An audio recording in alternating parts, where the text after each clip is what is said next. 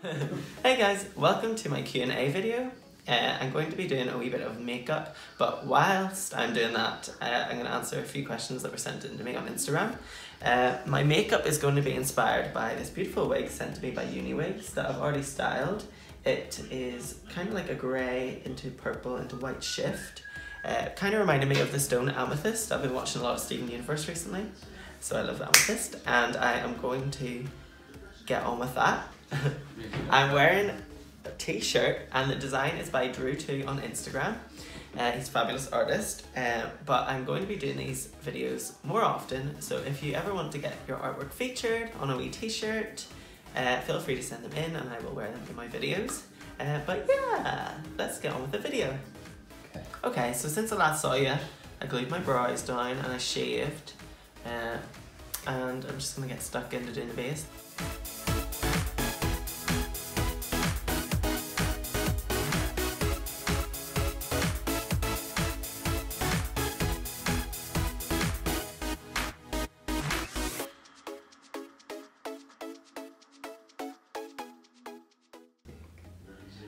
So my makeup probably takes me about, on a good day I could probably get it done in an hour.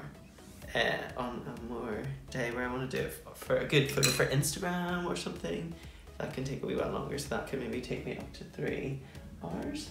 But when I started I was probably doing it around 2 or 3 hours every night, but when you're making that money, honey, sometimes you just need to speed it up, and it might not be perfect, but as long as it looks good from the stage, that's all that matters.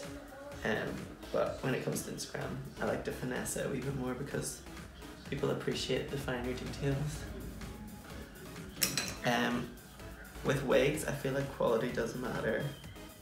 Like if it's a dodgy wig, it'll not sit right, and it'll look dirtier quicker. But I'd probably say unstyled.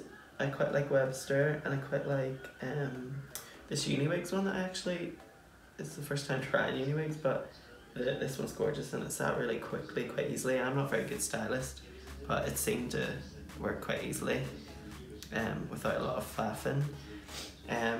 I also, for styled wigs, quite like Wig Chapel. I think that's the place I go to the most often. I used to get eBay wigs whenever I started. They're good. I think they're a good place to start, but I think they can get really raggedy quite quickly and stuff. Like you're getting what you pay for, really.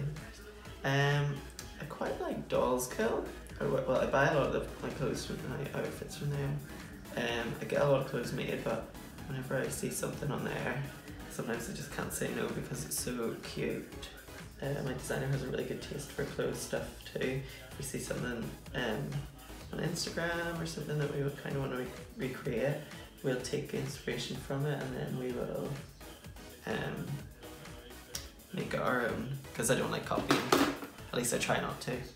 Competing. So if any competitions come up, definitely put yourself forward for them, because that's how I started, really. I did an open drag stage just to take away any nerves.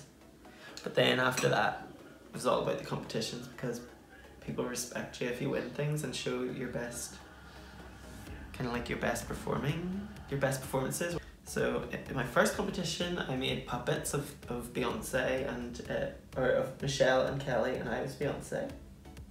And then in my second competition, I wrote my own song and performed as Miss Piggy, because I do a really good Miss Piggy impression, but I'm not going to do it right now. And then in my third competition, I made full-size Spice Girls dolls, and I was Jerry, and then I had them all dance for me, and it was great. Probably Gaga. I like Lady Gaga. I think she's very artistic, and maybe that's where I got a lot of my inspiration. I do like a bit of Britney. I feel like I've grown to like her more as I've started performing more regularly, and although I do like Madonna songs, I'm lying. I don't really listen to Madonna at all. I quite like season 4. I feel like everyone likes that though. That's like the one where it came into its own. Well, I love all of Drag Race. That's how I started drag, obviously, but that's like a very boring way to start drag. You just get to show off your artwork, and people actually appreciate it. People are instantly just appreciative of the art that goes into it, and it's nice to see, it's nice to hear people appreciate your art, and you feel good while you're doing it as well, which also helps. My boyfriend bought me this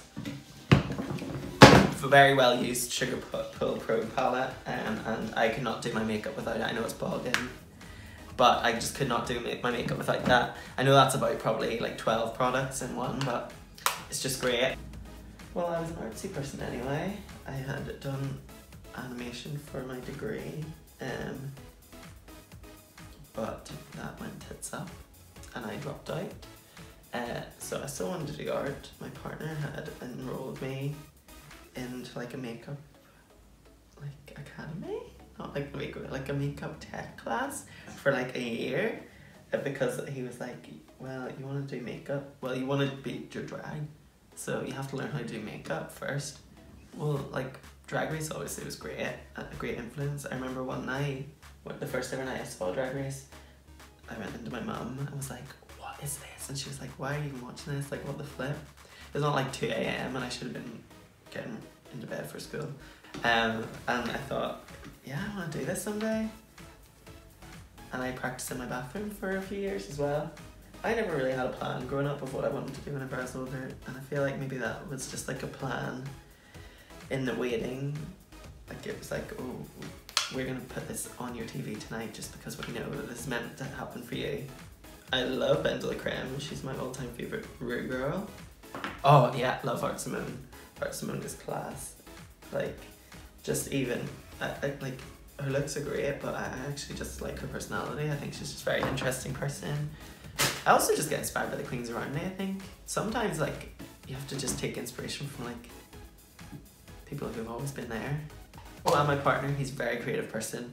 He always helps me come together with ideas and stuff. Well, I keep on talking about him, but it's true, he's a big part of the drag of Blue. It's a big part of Blue. It was just face paints in my bathroom at home, so it wasn't like that interesting. Well, I remember one night, I don't even know if I've ever told my mum this, but I'd done my makeup and she went into the bathroom and I ran up into my bedroom and hid under the covers. And she was like, what's wrong? And I was like, nothing. And she was like, what's wrong? And I didn't show her my face, but I was in makeup. I feel like at one point it was like someone told me that it was going to become a thing. Of course I'd apply. Who wouldn't? Hopefully someday I'll be able to do it.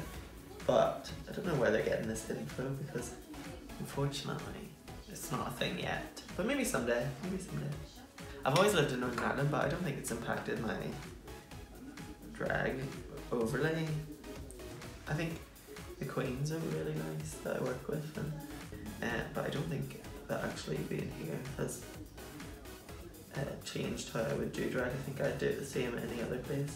There's maybe just more of a focus on social media for me because I'm in a place where like opportunities for drag queens are limited. Probably going to Amsterdam definitely has to be one of them. I was flown out by Lady Galore. I got to perform alongside a really cool cast of queens. Like, I guess I probably only talked to about 20 of them because there was so many, but they were all so lovely and it really gave me an idea of what working like with other drag queens around the world is like, and it's really fun. You learn so much. Shaving, the length it takes to get your makeup on. Sometimes like the shows might, like, you just might be knackered on that day or just like really tired and you still have to, the show must go on, you know. There's a lot of pros to being drag as well, so I feel like they'll never outweigh the cons.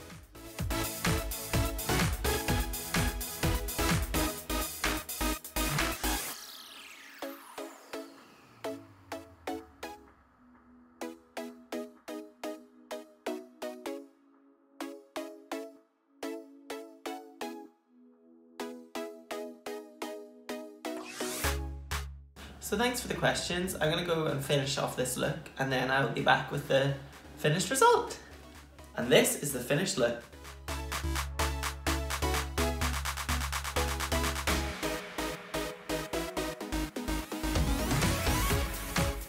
So yeah, thank you for watching. I also want to thank Uniwigs for sending me this wig in Ethereal Dream. Isn't it fabulous? You too can have a Uniwig. If you use the code BLUE, you can get 15% off. I will leave the code down in the description in case you want to use it, and that's me. So thank you very much, and I will see you in the next video. Bye!